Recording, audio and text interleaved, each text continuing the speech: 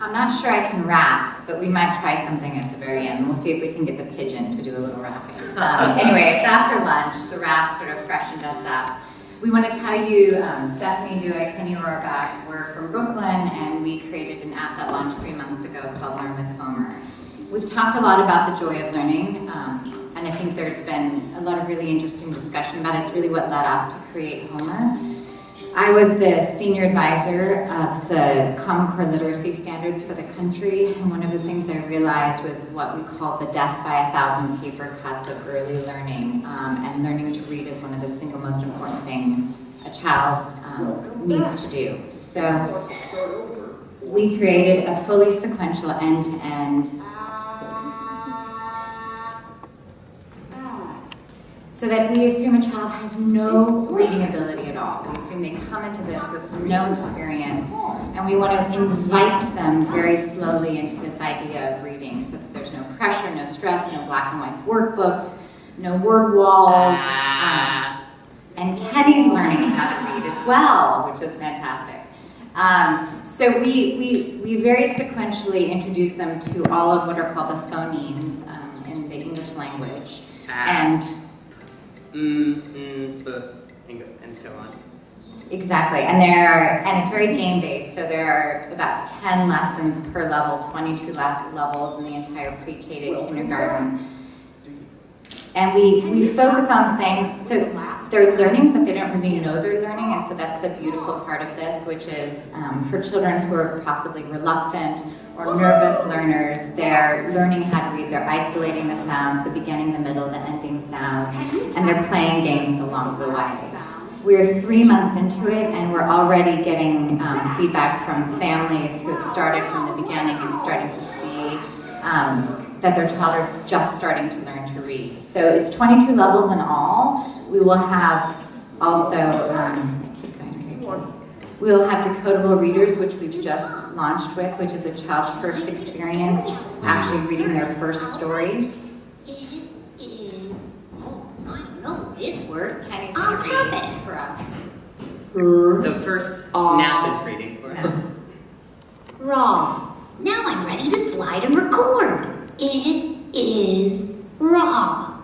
It is raw. I like it. I'll tap the check. I did it. Now you can read the rest.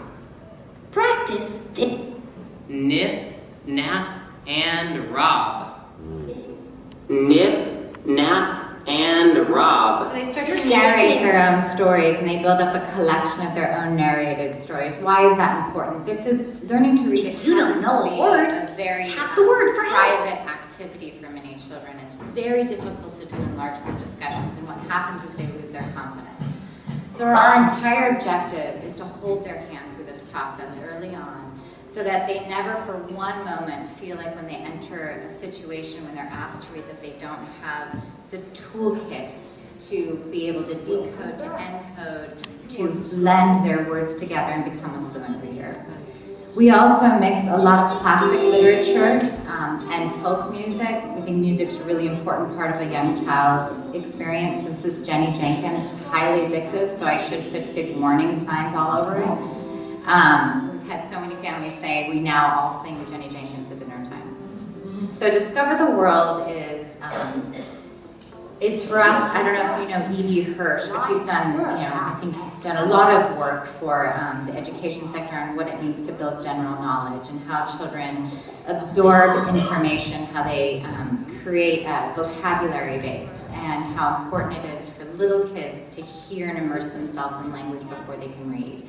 So our Discover the World is a set of interactive games where we immerse them in what are called big ideas. So it's the idea of what is the interaction between a human and an animal.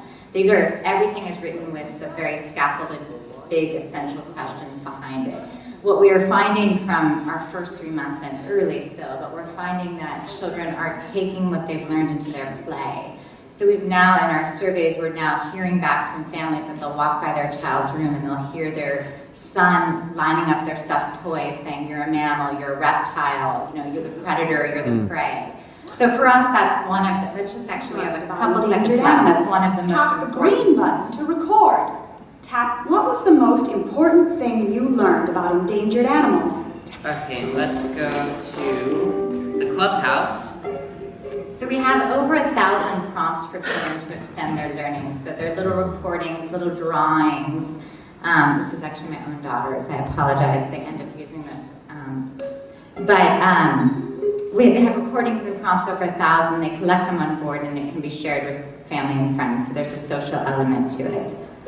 Let's see if we can get this up to show you. And even if we can't, they're just glorious little. We found that parents forget what their kids sound like. It's a funny little thing. We remember pictures and videos, but we forget their little words at those moments in time. So we're creating effectively a face. Sorry. Yeah. We have to save them. And there is danger. So we're creating a Facebook timeline, if you will, of their thoughts, their continuous thoughts over time and how they're making sense of the world. And that's saved for families and friends, and they're invited in to share that. So this is our first couple of months. It's been an incredible ride, and we're happy to share it with you.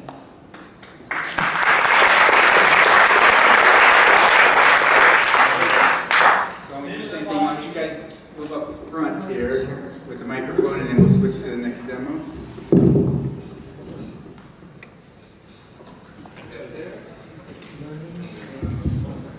Now come up here. Does anybody have any thoughts or I have questions. Over here. All right. Sorry. It's relevant? Yes, of course. Okay.